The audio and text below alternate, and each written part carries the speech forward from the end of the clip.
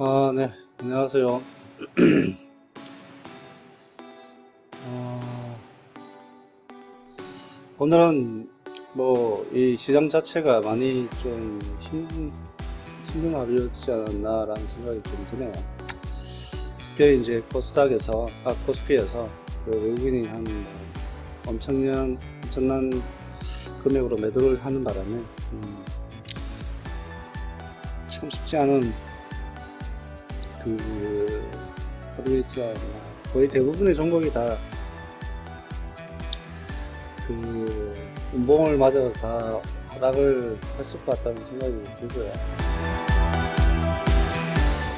뭐 이게 지금 며칠간이 계속되는 여러 가지 이제 대외적인 미중이라든지 아니면 여러 가지 대외 변수들이 좀 있는데, 사실은 그런 어떤 대내외적인 어떤 변수들이 여러 개 이제 섞이다 보면, 사실은 이 기업에 대한 본질적인 가치에 의해서 이렇게 주가가 움직이는 게 아니라 이렇게 대내외적인 어떤 여러 가지 변수들, 물론 그게 이제 전혀 주가에 영향이 없다는 것도 아니고, 사실은 어떻게 보면 경제가 좋아져야지만 어떤 섹터가 좋아지고, 섹터가 좋아지면 이제 각각 그 섹터가 속에 있는 어떤 기업들의 실적도 좋아지고, 이러니까 사실은 다 연관이 있는 거죠. 하지만 이제 또 그 분석의 한계나 여러 가지 어떤 정보의 한계도 있고, 그런 게 있기 때문에 오늘 며칠간의 지난 며칠간의 어떤 하락 때문에 다시 의기소침할 필요는 없을 것 같고, 사실은 이제 이럴 때일수록 좀 더 내 포트폴리오나 내가 가지고 있는 투자된 기업들에 대해서 좀 더 정확한 분석이나 아니면 투자에 대한 어떤 제 이해가 좀 필요하지 않을까라는 생각이 듭니다. 일단 한번 보시죠. 오늘 같은 경우에는 거의 상관은 없는데, 외국인 같은 경우에도 들어온 게 이게 통신, 금융, 은행 쪽에서 이렇게 들어가면 연말이고 하니까, 배당 시즌이고 하니까, 실적 시즌을 하니까 이렇게 들어온 것 같고요. 전기전자나 화학이나 이런 부분은 기존의 의약품 유일 쪽은 다 거의 매도세가 있습니다. 그리고 코스닥 같은 경우에도 별로 없을 것 같은데, 네. 일단은 이렇게 매도세 자체가 아예 없기 때문에, 매수세 자체가 없기 때문에 큰 의미를 둘 필요는 없을 것 같고, 기관이라도 혹시나 또 들어왔나 한번 살펴보죠.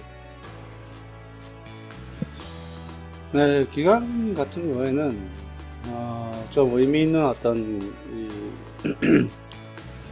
매수세가 좀 있었는데, 어디냐면 전기전자 쪽에 이렇게 외국인이 너무나 많이 파니까 일단 여기에 좀 매수세가 좀 들어온 것 같아요. 그리고 금융업하고 은행업 같은 경우에는 어떻게 보면 외국인하고 같이 이제 투자가 들어가는 그런 섹터가 되겠네요.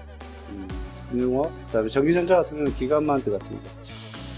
그리고 민누가 볼게, 건설업 같은 경우에는 사실은 우리 남북 경협 관련돼서도 일단 연결되어 있고, 그 다음에 건설업 자체가 3, 4분기에 아마 실적이 잘 나오지 않을까라는 생각이 좀 드는데, 어쨌든 그렇습니다. 그리고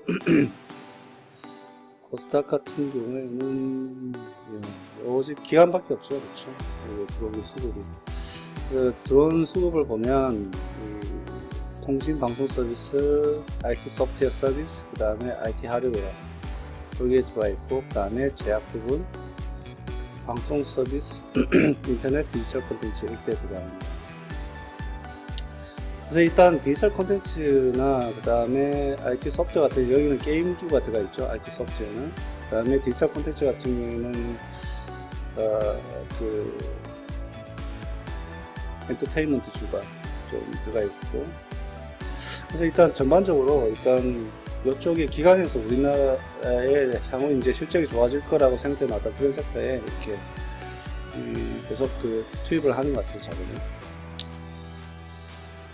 마켓 컨센서스를 보더라도 일단 지금 오늘 같은 경우에는 수급 자체는 어차피 들어온 건 없는데, 하여튼 통신업이 외국인하고 그 다음에 기간이 들어온 어떤 업적이었죠.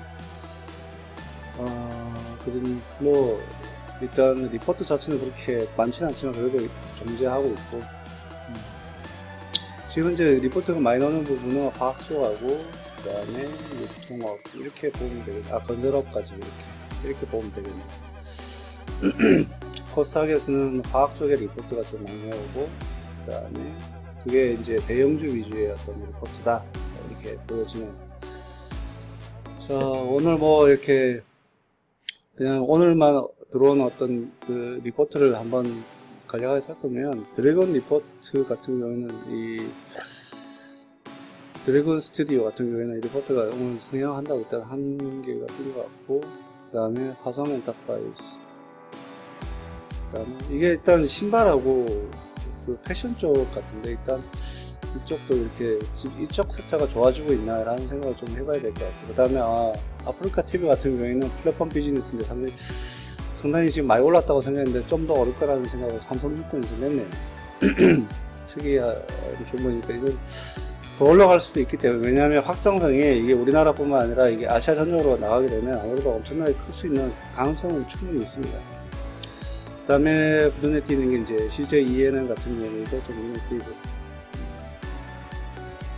이게 아마 방송통신 서비스 관련돼서 일단 이게 나올 것 같고요. 그 다음에 삼성전기, 이게 뭐 큰 그건 아니니까 일단 의미를 뭐 두지는 못하겠네요. 뭐 이렇게 아프리카 TV하고 CJ 그 다음에 스튜디오, 그래서 이쪽 섹터가 들어있는 오락문화 쪽하고 이쪽을 한번 봐야 되거든요. 그리고 이제 지금까지 그 리포트를 통해서 본 어떤 관심 종목 같은 경우에는 일단 아프리카 TV가 딱 눈에 띄죠. 그 다음에 저희 콘텐츠도 계속해서 지금 어텐션을 받고 있고, 포스코 컴텍 괜찮고, CJ 그 다음에 새롭게 이제 추가된 어떤 9월 중순 이후에 본다면 뭐 이 정도 이렇게 아프리카 TV, 저희 콘텐츠, 포스코 컴텍, CJ 이렇게 해서 좀 관심을 가질 필요가 있다 이렇게 보여집니다. 그리고 여기 이제 간략하게, 그 다음에 우리가 오늘 이제 외인 매도가 강했고, 그 다음에 기간적인 어떤 매수세가 크진 않았는데, 이 양쪽, 그러니까 외국인의 매수세도 있으면서 동시에 기관의 매수세가 좀 있는, 좀 아니면 좀 최소한 많이 팔지 않았던 그런 종목을 좀 보니까 오늘은 많이 걸리진 않는데, 여기 이 정도 종목들이 걸렸습니다. 보통 그게 시장이 좋으면 이게 그래도 한 20-30개 정도 나오는데 오늘은 거의 나오지는 않은 것 같아요. 그래서 한번 보자 그러면 수급적으로 본다면 사실은 얘들이 우리은행하고, 그 다음에 SK이노베이션, 그 다음에 삼성중공업, 그 다음에 현대중공업. 사실 이 외에도 지금 제가 여기에 선택된 이 기업들은 지금 현재 오늘 이렇게 빠지는 지수 속에서도 상당히 선방한, 그 다음에 수급적으로 보면 선방한 주식이기 때문에 이렇게 이런 얘기가 되는 거죠. 예를 들면 지수가 어떤 이유에 의해서 이렇게 막 하방을 가고 있는데, 그 지수의 하방을 거스르는 이런 주식 그 수급들이 있더라. 이 수급적으로 말하면 그런 거죠. 지금 이제 주가 지수는 제가 보지는 않았으니까 차트 자체는 모르겠는데, 이 수급을 거스르는 올라가는 이런 기업들은 어떻게 저희가 해석하면 좋을까요? 이런 빠지는 지수 속에서도, 그 다음에 외국인이 매도세가 있는 가운데서도 내가 이런 특정한 종목들은 내가 끝까지 좀 매수세를 해서 그 양을 좀 늘려놔야 되겠다라는 어떤 의미가 있는 어떤 그런 부분이라는 생각이 많이 들거든요. 그래서 여기에 지금 포함된 이런 기업들에 대해서는 향후 떨어질 가능성보다 오히려 올라갈 가능성이 많죠.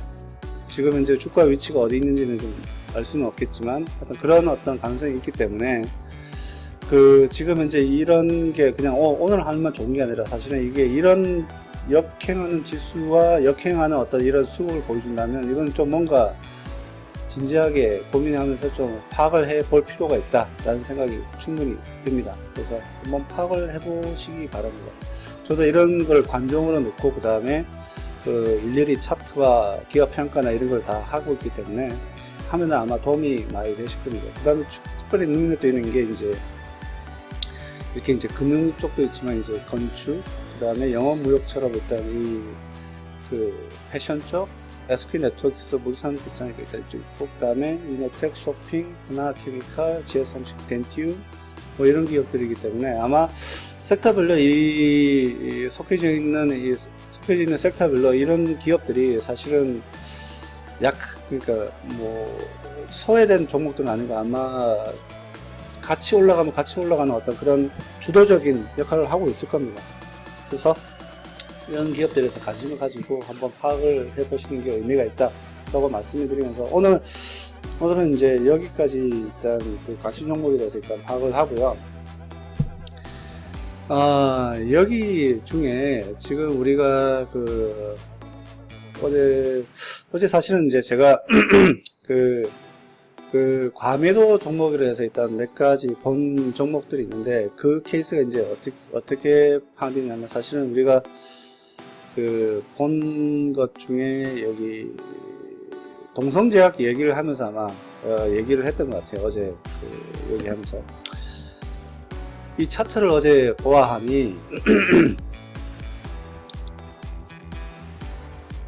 이 차트를 보아하니 어제 같은 경우에는 사실은 이 부분 이렇게 이 세 부분을 이렇게 보면서 상당히 많이 떨어지는데 왜 외국인은 이렇게 들어올까요? 라고 해서 일단 퀘션 마크를 던지면서 일단 봤는데 뭐 오늘 재미있는 현상이라고 생각할 수 있는데 뭐냐면 이 주중에 이제 올라가는 거 보니까 지금 이렇게 됐습니다. 어제까지 이렇게 쭉 떨어지다가 오늘 시초가에서 약간 이렇게 계속 언제까지 1시간까지 거의 흐름 없이 이제 얘도 이제 여기서 멈추려나 했는데 갑자기 이렇게 끌어올렸어요.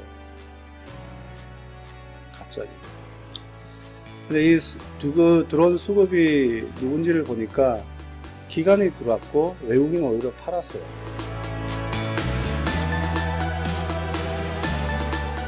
그것도 이게 지금 이 판 개수를 한번 보십시오. 이게 상당히 많죠. 기관이 들어온 거에 비하면 오히려 판 게 너무 많습니다. 저는 이런 얘기를 오늘은 이제 좀 드리고 싶은 게 뭐냐면 이 과시 종목들을 파악할 때도 이런 어떤 주가의 흐름, 이게 이제 제가 계속 말씀드린 게 이런 차트는 사실은 그거잖아요. 심리잖아요.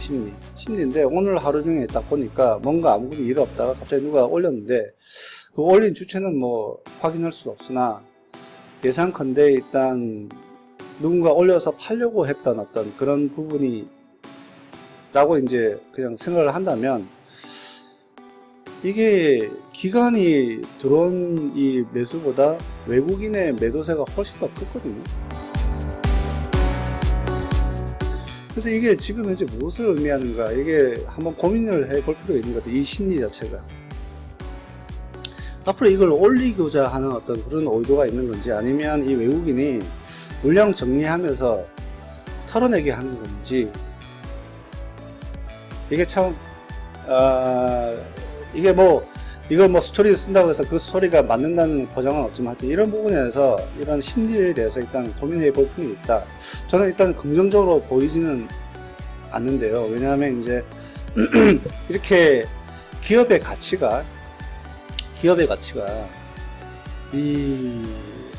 뭔가 모르겠는데 기업의 가치가 이렇게 촥촥 이렇게 바뀌는 게 좋아 보이지는 않습니다. 사실은 이제 제일 좋은 게 꾸준하게 예열되듯이 이렇게 올라갑니다. 이걸 소위 말하면 뚝배기 같이 일단 천천히 예열되면서 이렇게 올라가는 게, 이런 데서 사실은 우리가 많은 수익을 안정적으로 가질 수 있거든요. 왜냐하면 다음 이렇게 움직이는 주가들이 어떻게 보면 예측 가능한 부분이, 뭐 100% 예측 가능하다는 게 아니라 어느 정도 예측 가능한 부분들이 생기기 때문에 이런 데서 투자하기가 좋은데, 이렇게 올라갔다 내려갔다 하는 어떤 이 냄비처럼 이렇게 끌었다 내렸다 하는 이런 어떤 주식들에 대해서는 사실 이런 예측 가능성이 없습니다. 너무 리스크가 크죠. 그래서 여기서 이렇게 하루에 올랐지만 또 내리라고 내릴지 올릴지 모르죠. 그래서 이런 데서 돈을 벌기는 쉽지가 않을 거다라는 생각이 좀 들긴 드는데, 물론 제가 모르는 뭔가 동성제약에 대한 어떤 내부적인 정보가 있기 때문에 기관이 들어왔겠죠. 기관이 들어왔다는 건 나쁜 의미는 아니니까. 근데 좀 우려되는 건 외국인이 그동안 샀던, 이틀 동안 샀던 부분에 거의 50% 이상을 팔아버렸어요. 그래서 제가 컨셉이 된다는 거죠. 어쨌든 그래서 그런 의미에서 어제처럼 이런 어떤 기업의 이 뭐랄까 이런 거 있죠. 우리가 어제 분석했던 이런 그 주가, 이 사실은 이 주가라는 게 이런 어떤 그 재무제표를 바탕으로 가치가 매겨지는데, 이게 이제 소위 이제 그 가치 투자, 그 주식 투자의 일단 그 시작이었는데, 근데 이게 이제 가치가 어느 정도 정해지고 이렇게 올라가야 되는데, 주가는 어느 순간에 이렇게 팍 위로 이렇게 반응한다는 건 뭔가 누군가가 올렸다가 내렸다가 하는 어떤 그런 어떤 그게 있기 때문에 상당히 위험스럽다라는 생각이 많이 듭니다. 그래서 일단 이런 부분에선 좀 동성제약이나 이런 부분에서는 좀 조심하면서 또 여러 가지 좀 생각하시면서 들어갈 필요가 있지 않나 라는 생각이 들고요.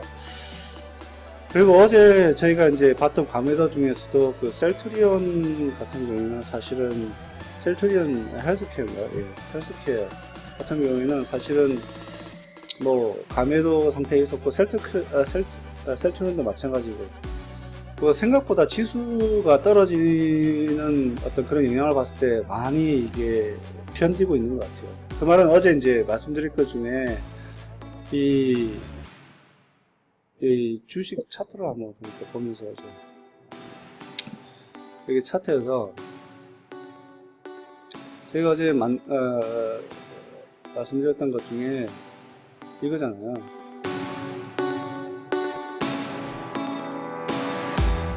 이 해당 이 셀트리온 헬스케어에 지금 재무제표 상으로는 크게 뭐 위험 요소가 있다든지 그건 전혀 없었잖아요. 근데 이게 뭐 바닥인지 저점인지는 모르겠으나 뭔가 여기에 밀리지 않으려는 어떤 그런 힘은 분명히 존재한다. 그게 이제 메이저 수급이 됐든 아니면 뭔가 기업이 됐든 기관이 됐든 뭔가 있을 텐데 이렇게 받치려는 하는데, 오늘 이제 여지없이 이 기업이 다른 기업에 떨어진 거에 비하면 많이 받치고 있었고, 물론 뭐 그 바이오 그 제약업체 중에서도 올라간 기업들이 많지만 그럼에도 불구하고 밀리지 않았다는 게 이게 의미를 둘 필요가 있지 않나라는 생각이 들거든요. 그래서 항상 이제 이게 가치가 어제 이제 말씀드린 것처럼 이렇게 기업의 가치가 이렇게 있다 쳤을 때, 뭐 이게 가상선입니다. 가상선인데, 근데 앞으로 좋아진다 그러면 분명히 그 기업 자체의 본질적인 가치는 증가를 할 텐데, 거기에서 왔다 갔다 하는 이 가운데서 이 이상 밀리지 않고 그러면 올라간다면, 그러면 이게 반등의 의미가 있지 않을까요?